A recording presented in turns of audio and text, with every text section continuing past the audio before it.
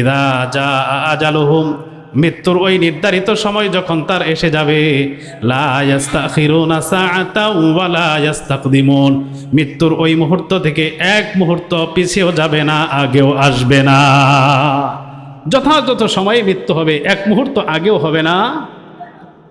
এবার যদি আল্লাহর কাছে জিজ্ঞেস করি, মালিক মৃত্যুর ওই নির্ধারিত মুহূর্তটা কখন আমি জানতে চাই, আল্লাহ পাক রব্বুল আলামিন সূরাতুল লুকমানের 34 নম্বর আয়াতের মাধ্যমে জানায়া দেয়, ইন্নাল্লাহা ইনদাহু ইলমুস সাআ, হে দুনিয়ার মানুষ, আমার বান্দাবান্দি জেনে রাখো, 5টা জ্ঞান এমন আছে, 5টা জিনিসের জ্ঞান এমন আছে, যে জ্ঞান আমি আল্লাহ একমাত্র জানি, দুনিয়ার কোনো নবী রাসূল কেউ জানাই নাই। 1 নম্বর, ইন্নাল্লাহা ইনদাহু ইলমুস সাআ, কিয়ামত কখন হবে, মহাপ্রলয় কখন ঘটবে, এই পৃথিবী, এই সৃষ্টি জগৎ আল্লাহ কখন ধ্বংস করবে, এটা একমাত্র জানেন আমার আল্লাহ। দুনিয়ার কোনো মানুষ জানে না, কোনো নবী রাসূল পর্যন্ত তার খবর রাখে না। 2 নম্বর, ওয়া ইউনাজ্জিলুল গায়স, বৃষ্টি কখন, কোথায়, কি পরিমাণে বর্ষণ হবে, আনুমানিকভাবে যদিও বর্তমান মানুষ বলতে পারে, নিশ্চিতভাবে বলতে পারে না। ঠিক কিনা বলেন? এই তো গত সপ্তাহে আমাদের দেশের বিশেষজ্ঞরা বলছিল, আগামী 1 সপ্তাহ সত্য প্রবাহ চলবে, জায়গায় জায়গায় বৃষ্টি হবে। কোথায় তাদের গবেষণা? আমরা তো সত্য প্রবাহ দেখলাম না, শীতের নাম নিশানাও পর্যন্ত নাই। ঠিক কিনা বলেন? এই জন্য আল্লাহ বলে, ওয়া ইউনাজ্জিলুল গায়স, বৃষ্টি কখন, কোথায় হবে, কি পরিমাণ হবে, এর জ্ঞান একমাত্র রাখেন আল্লাহ। দুনিয়ার কোনো মানুষ তো দূরের কথা, দুনিয়ার কোনো বিজ্ঞানী তো দূরের কথা, আমার আল্লাহ তার নবীকেও জানায় নাই। ওয়া ইয়ালামু মা ফিল আরহাম, একটা মায়ের পেটের ভিতরে কি সন্তান জন্ম নেবে, পুত্র সন্তান হবে না কন্যা সন্তান হবে, আমাদের ডাক্তাররা বাচ্চা পেটের ভিতরে কমপ্লিট হওয়ার পর মেশিনের মাধ্যমে তারা বলে, তারপরেও আনুমানিক অনেক ডাক্তারের রিপোর্ট দেয় পুত্র সন্তান হবে, পরে দেখা যায় কন্যা সন্তান হয়ে যায়। ঠিক কিনা বলেন? কিন্তু মায়ের পেটের ভিতরে সন্তান আসার আগে দুনিয়ার কোনো বিজ্ঞানী বলতে পারে না এই পানি দ্বারা কি সন্তান হবে। আল্লাহ বলে, হে আমার বান্দা, তোমার মায়ের গর্ভে তুমি আসার আগে তুমি কি হইবা কি হইবা না, এই জ্ঞান জানি একমাত্র আমি, দুনিয়ার কোনো বিজ্ঞানী জানে না। 4 নম্বর, ওয়া মা তাদরি নাফসুম মাযা তাকসিবু গাদান, আগামী দিনকে কি করবে, কোথায় কিভাবে চলবে, এই জ্ঞান রাখেন একমাত্র আল্লাহ, দুনিয়ার কোনো মানুষ জানে না। বলেন জানে নাকি? যদি দুনিয়ার মানুষ জানতো আগামী দিন আমি কি করব, আমার কি হতে যাচ্ছে, তাহলে রোড অ্যাক্সিডেন্টে যারা মারা যায়, বলেন তো তারা যদি জানতো আগামী দিন আমার জন্য অ্যাক্সিডেন্ট, তাহলে কি ওই জায়গায় যাইতো? এটাই তো প্রমাণ করে আগামী দিন কি হবে দুনিয়ার কোনো মানুষ জানে না, কোনো বিজ্ঞানী জানে না।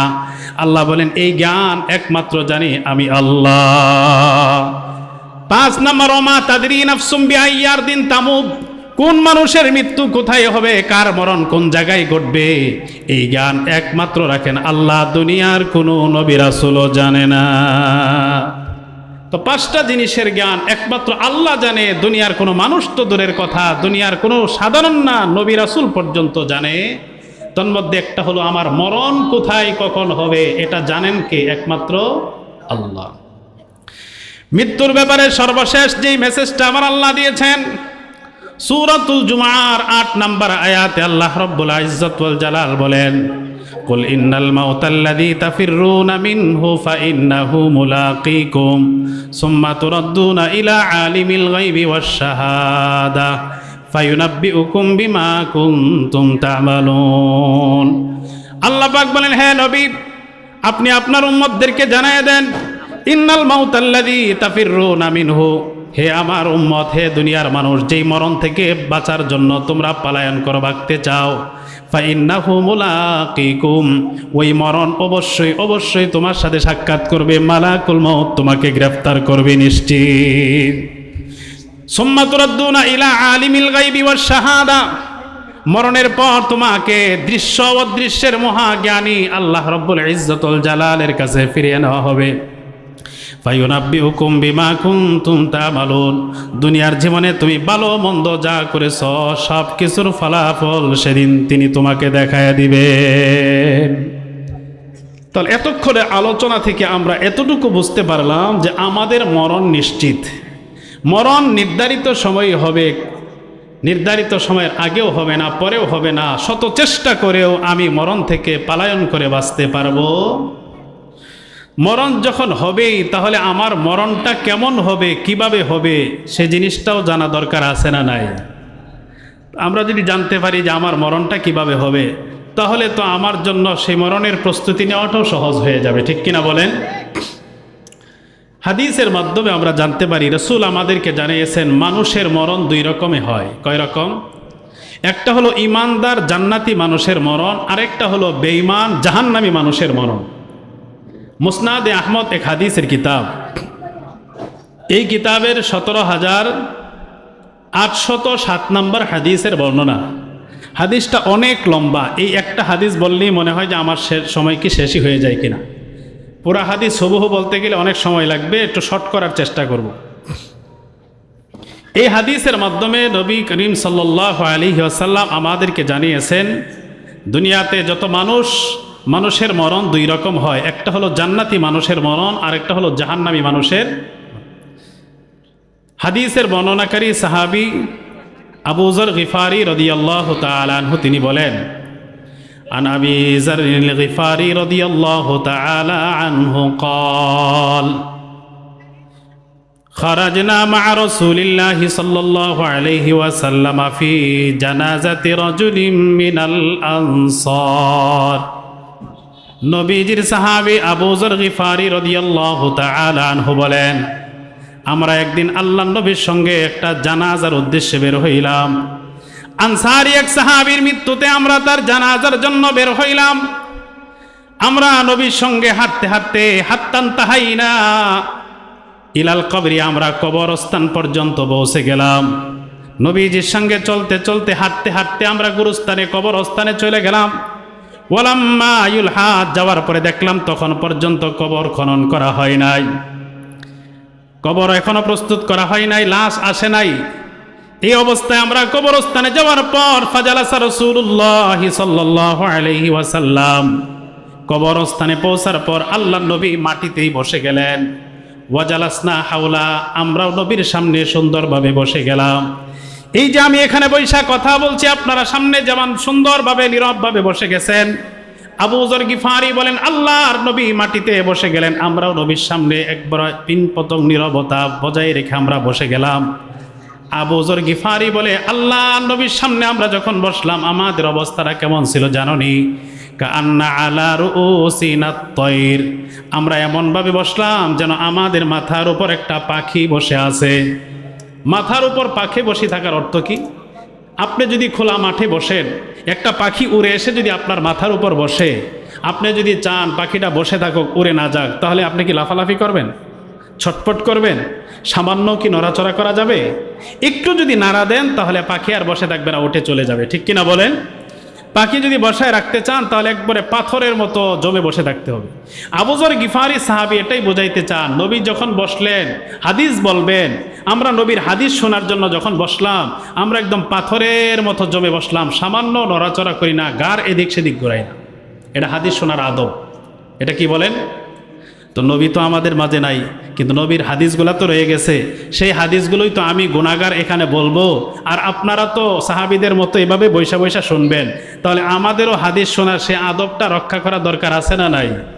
এজন্য আমরা যতক্ষণ শুনবো শুধু হাদিসই বলা হবে, আপনারা নীরব হয়ে বসবেন, মন দিয়ে শুনবেন। অমনোযোগী হইলে রাসূলের হাদিসের শানে বেয়াদবি হবে। আল্লাহ তাআলা তৌফিক দান করেন। তো আবু যর গিফারি রাদিয়াল্লাহু তাআলা আনহু বলেন, আমরা নবীর সঙ্গে সামনে একেবারে পাথরের মতো জমে বসে গেলাম। ওয়াফি ইয়াদিহি উদুন ইয়ানকুতু বিহি ফিল আরদ, আবু যর গিফারি বলে আল্লাহর নবীর হাতে একটা কাঠি, ইয়ানকুতু বিহিল আরদ, কাঠি দিয়া নবী যে মাটির ভিতরে আঁকাআঁকি করতেছে, গোড়াগড়ি করতেছে। আরে একটু সাইড করেন, একজন ধরে নিয়ে যান।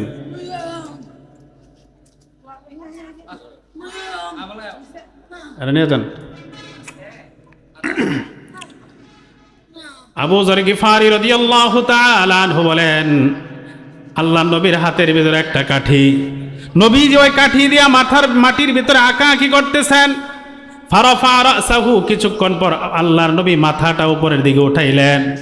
মাথা উপরের দিকে ওঠানোর পর আল্লাহর নবী আমাদেরকে লক্ষ্য করে বললেন, ইস্তাঈযু বিল্লাহি মিন আযাবিল কবরি।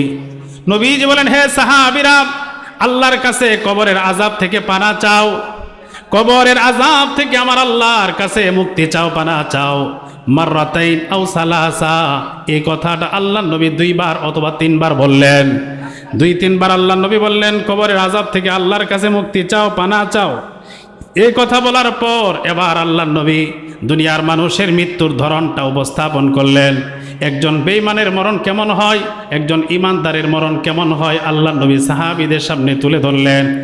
1 নম্বরে নবী তুলে ধরলেন একজন ইমানদার জান্নাতি মানুষের মরণ কেমন করে হয়।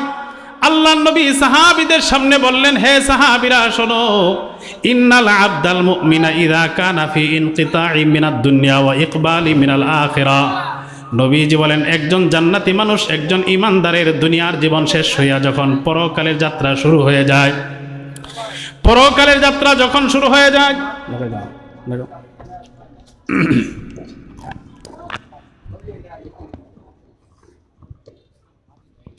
ঠিক আছে, নবীজি বলে একজন জান্নাতি মানুষের দুনিয়ার জীবনের সমাপ্তি ঘটে, পরকালের যাত্রা যখন শুরু হয়ে যায়, নাজালা ইলাইহি মালাইকাতুম মিনাস সামা। নবীজি বলেন ওই ইমানদার জান্নাতি মানুষের আত্মাটা নিয়ে যাওয়ার জন্য আসমান থেকে কাতারে কাতারে ফেরেশতা নাজিল হয়ে যায়। কেমন ফেরেশতা আসে আল্লাহ নবী বলেন, বিজুল বুজুহি, যেই ফেরেশতাগুলো ইমানদার জান্নাতি মানুষের আত্মা নেওয়ার জন্য আসে তাদের চেহারাটা বড় ঝলমল উজ্জ্বলে, কান্না বুজুহাহুমুশ শামস। নবীজি বলেন তাদের এক একজনের চেহারা যেন আকাশের সূর্যের মতো ঝলমল করতে থাকে। আকাশের সূর্যরা যেমন উজ্জ্বল আলোকময়,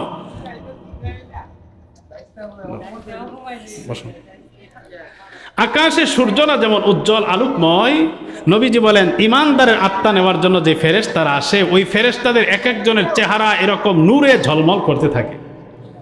নবীজি বলেন মা হুম কাফনুন মিন আকফানিল জান্নাহ, ওই ফেরেশতাদের সঙ্গে থাকে জান্নাতের কাফন, ওয়া হানুতুম মিন হানুতিল জান্নাহ, আর জান্নাতের উন্নত মানের সুগন্ধি।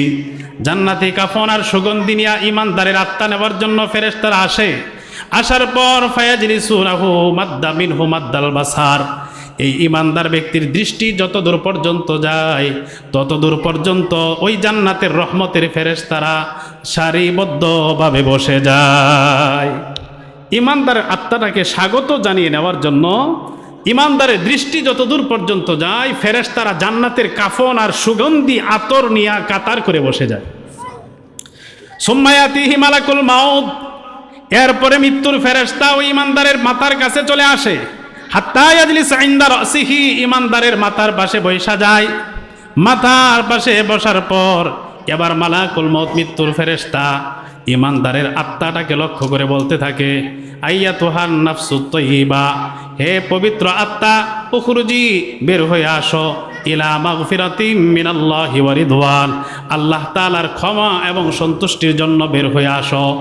এর মাধ্যমে মালাকুল মউত মৃত্যুর ফেরেশতা একজন জান্নাতি ইমানদারদেরকে জানায়া দেয়, হে ইমানদার, তুমি তোমার জন্য সুস্বাগতম, তুমি বের হয়ে আসো, তোমার জন্য 1 নাম্বার সুসংবাদ, আমার আল্লাহ তোমার জীবনের সব গুনাহগুলো ক্ষমা করে দিয়েছে। 2 নাম্বার সুসংবাদ, আমার মালিক তোমার প্রতি সন্তুষ্ট হয়ে গেছে। আল্লাহ তাআলা সন্তুষ্টি আর ক্ষমার জন্য বের হয়ে আসো। পয়গম্বরে আরবি বলেন এই দাওয়াত দেওয়ার পর ফাতাখরুজু, ইমানদারের আত্মাটা দেহ থেকে বের হয়ে আসে। নবীজি বলেন একজন ইমানদারের আত্মা যখন বের হইতে থাকে কতটা সহজে আর সুন্দরভাবে বের হয় জানো নাকি? আল্লাহ নবী বিষয়টা বোঝার জন্য একটা চমৎকার দৃষ্টান্ত পেশ করলেন।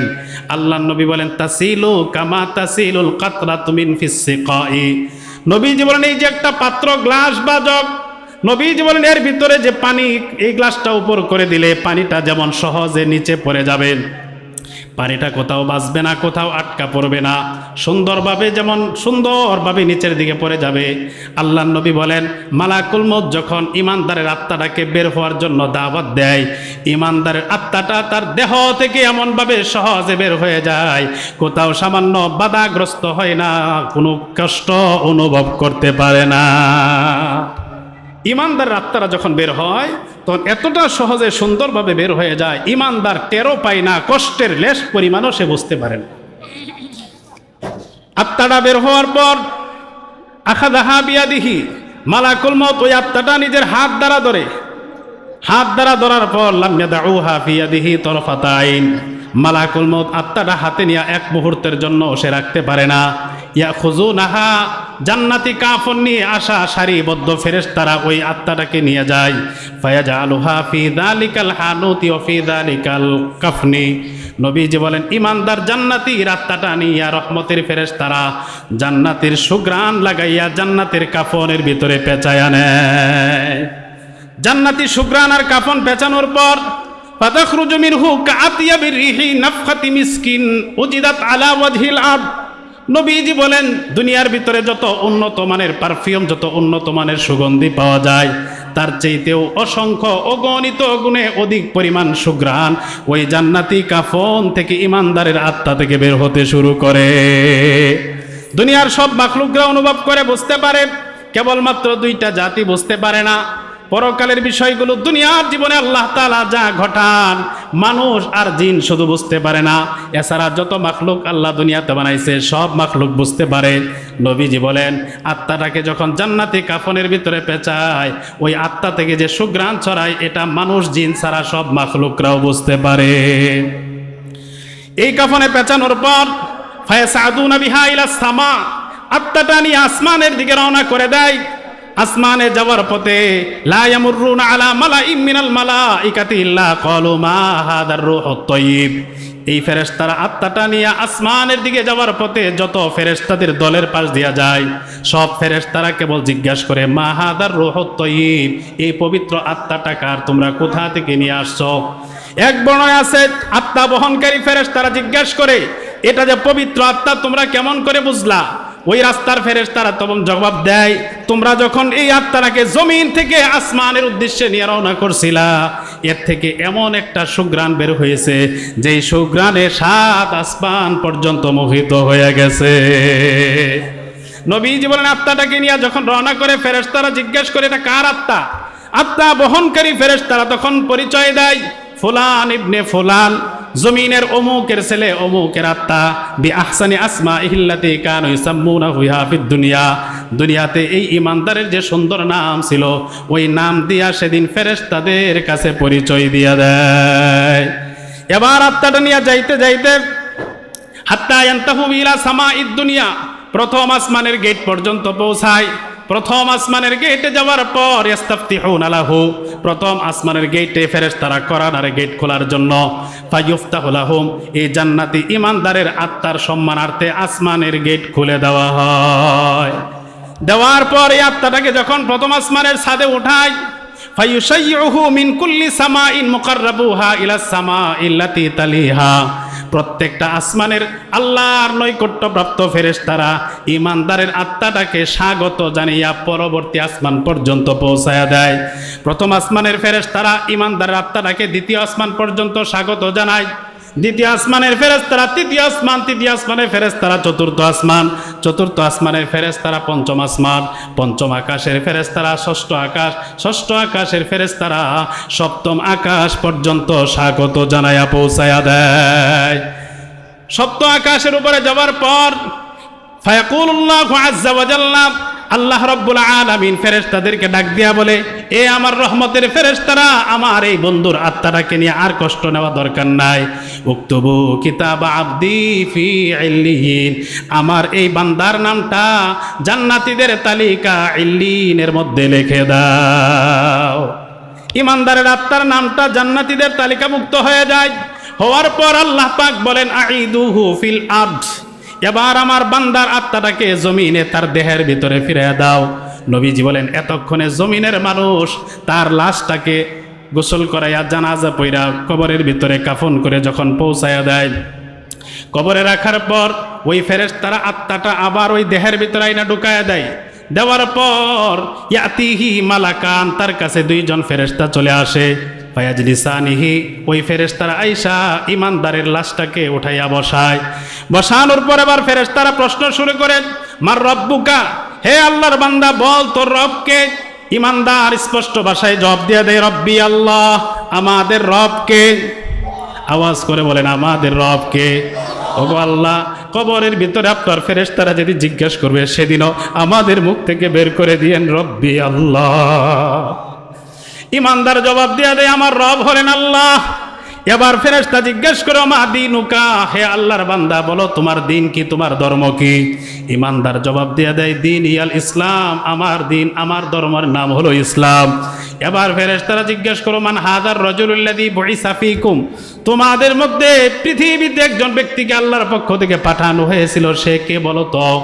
ইমানদার স্পষ্ট জবাব দিয়ে দেয়, হুয়া রাসূলুল্লাহ, তিনি হলেন আমাদের নবী, আল্লাহর প্রেরিত বান্দা রাসূল।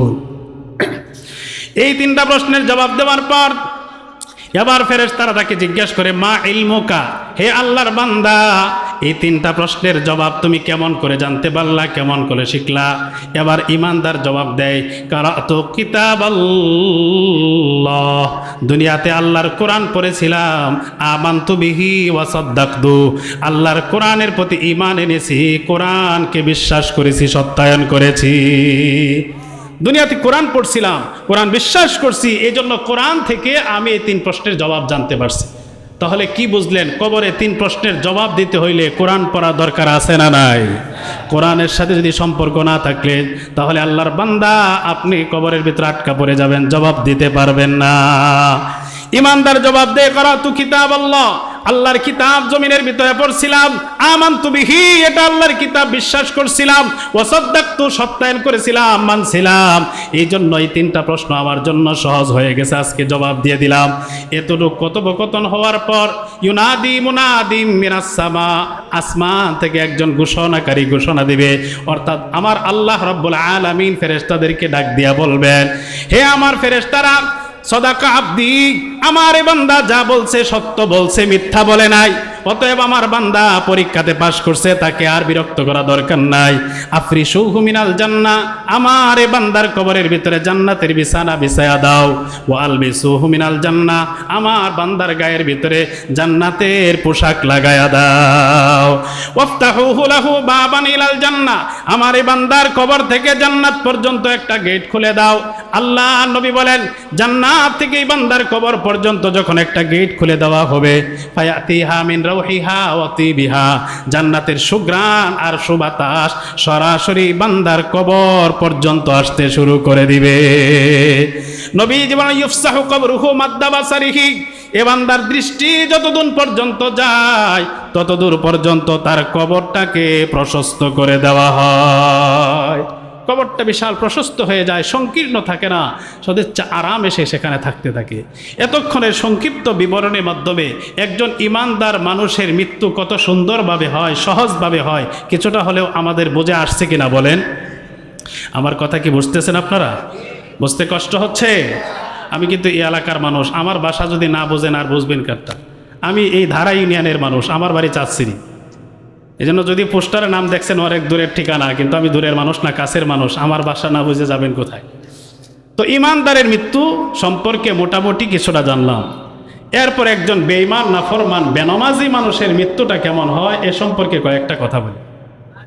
হাদিসের পরের অংশে নবীজি বলেন, ইন্নাল আবদাল কাফিরা ইযা কানা ফি ইনকিতাইম মিনাদ দুনিয়া ওয়া ইকবালিম মিনাল আখিরা, নবীজি বলেন একজন বেঈমান কাফের নাফরমানের দুনিয়ার জীবন সমাপ্তি হয়ে যখন আখিরাতের যাত্রা শুরু হয়ে যায়, পরকালের যাত্রা যখন শুরু হয়ে যায়, নাজালা ইলাইহি মালাইকাতুম মিনাস সামা, এই নাফরমান বেনামাজির আত্মাটাকে নেওয়ার জন্য আসমান থেকে একদল ফেরেশতা নাজিল হয়ে যায়।